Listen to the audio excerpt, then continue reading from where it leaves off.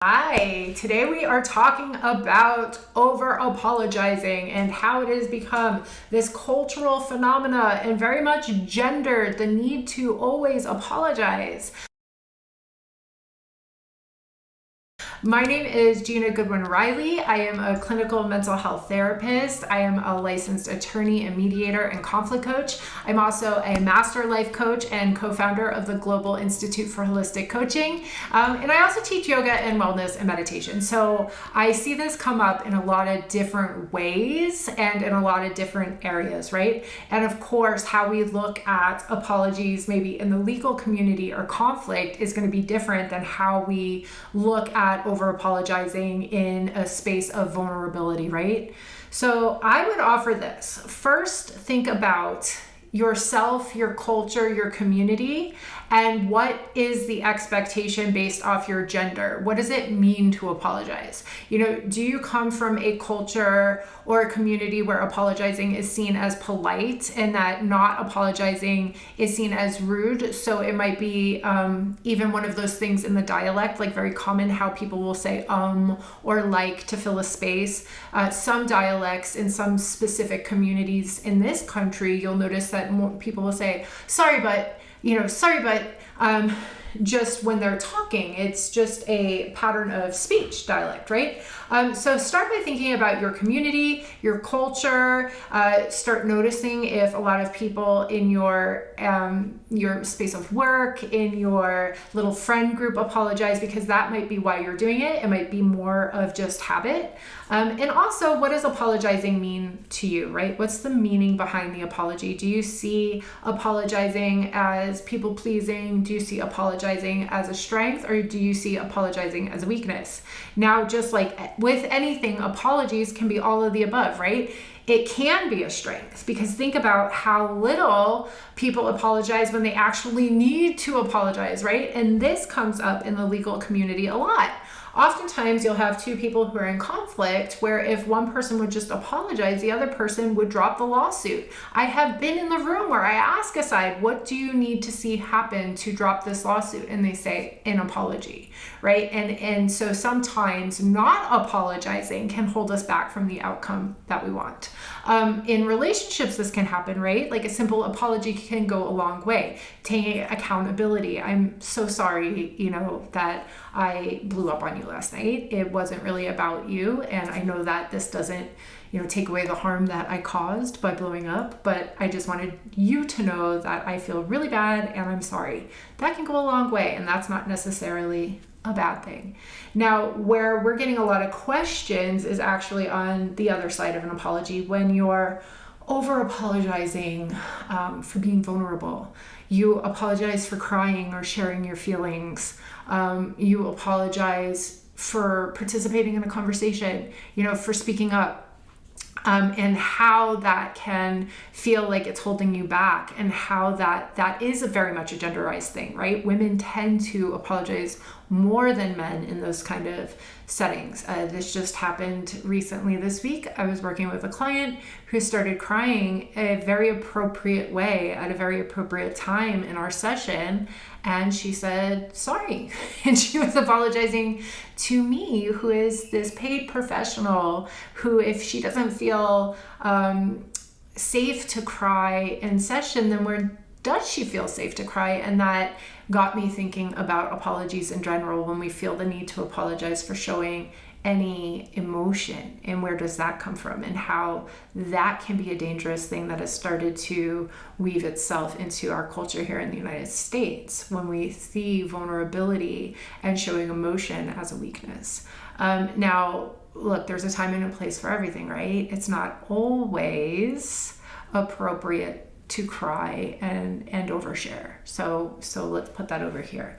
But when you're, talking to a friend or a family member or a loved one, do you feel safe to show emotion, or are you one of those people who's apologizing? So start to think about the why behind why you're apologizing, the why behind the why. Ask why you're apologizing, and then ask yourself, what does it mean that you're apologizing about yourself? Does that mean you're uncomfortable with sharing emotions? Did you come from a family where crying or sharing emotions was frowned upon, right? That could be why you're apologizing. A great tool that I've heard of used in this area is to change your apology from I'm sorry to thank you.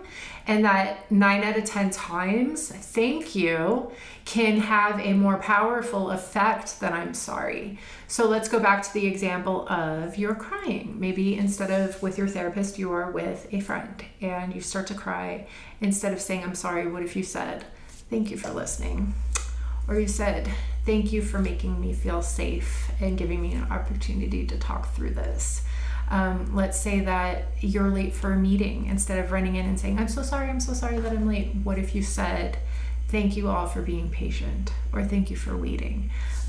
This thank you is very powerful, right? Because it turns it from a negative about us to a positive about them. And everybody loves to get a little bit of positive recognition. So try turning I'm sorry into thank you and see what that can do. So I guess to wrap this up, I'm gonna say, think about which lane you're falling into. Is it a place where there's a conflict and you might need to take accountability and apologize, and you're having a hard time saying I'm sorry? Why are you having a hard time saying I'm sorry? Is it something that you struggle with in life?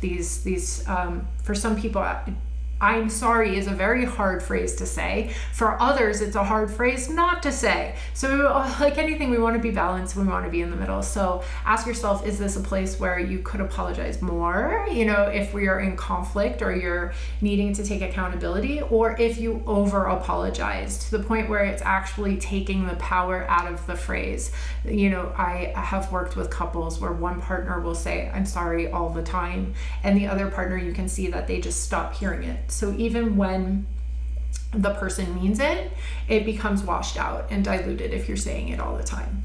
So think through that. And then also think about why you're saying I'm sorry in communication if it's not conflict, right? If it's just, I'm sorry, to interrupt somebody, or I'm sorry, but I don't want pizza tonight. Why can't it just be, I don't want pizza tonight? Does that come from a place of feeling like you don't want to disappoint somebody? Do you have trouble self-advocating? Do you have trouble with confidence? You kind of want to figure out what lane you're in. And then the other thing to think about too is there a space where you can turn I'm sorry into thank you and cover the same ground where you're acknowledging that, maybe you overshared or you dominated the conversation and talked too much. So instead of saying, I'm so sorry, I just word vomited for the past half hour, you can say, thank you so much for listening. I always feel so safe, clearly in how we communicate, and I really value our friendship. So turn your I'm sorry into thank you. And keep coming back to our channel. We are always posting good stuff here at Global Holistic. So we've got life coaching tips, we have wellness tips, we have a podcast, we have guided meditations, we have guided yoga flows. So you name it, when it comes to holistic health and wellness, we got it. We got you covered. We're always sharing content on our channel. So if you haven't already liked and subscribed, you're going to want to do that. We have some wonderful workshops and free podcasts. We have a retreat coming up in Costa Rica. We have a lot of wonderful things. So if you're interested in this world of wellness and holistic coaching or life coaching or just kind of leveling up, check us out at www.globalholisticcoaching.com.